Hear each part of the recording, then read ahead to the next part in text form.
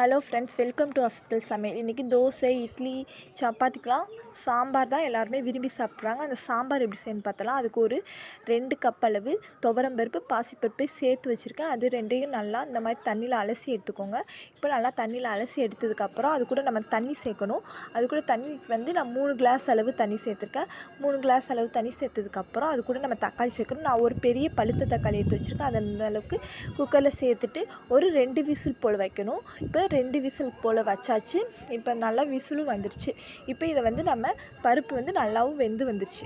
இப்போ வெந்து வந்ததுக்கப்புறம் நம்ம தாளிக்கணும். தாளிக்கிறதுக்கு ஒரு 2 டேபிள் ஸ்பூன் எண்ணெய், அது கூடவே கடுகு, கருவேப்பிலை, வெங்காயம் போட்டுட்டு அதை நல்லா பொன்னிறமாகிற வரைக்கும் வதக்கி எடுத்துகிட்டு இப்போ நம்ம எடுத்து வச்சுருக்க அந்த பருப்பை வந்து இது கூட சேர்த்துடலாம்.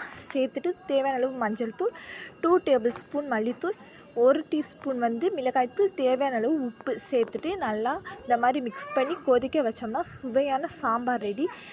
இப்போ இந்த வீடியோ உங்களுக்கு பிடிச்சிருந்தா என்னோடய சேனலை மறக்காமல் சப்ஸ்கிரைப் பண்ணுங்கள். அந்த பெல் ஐக்கானை கிளிக் பண்ணிவிட்டு லைக் போட்டு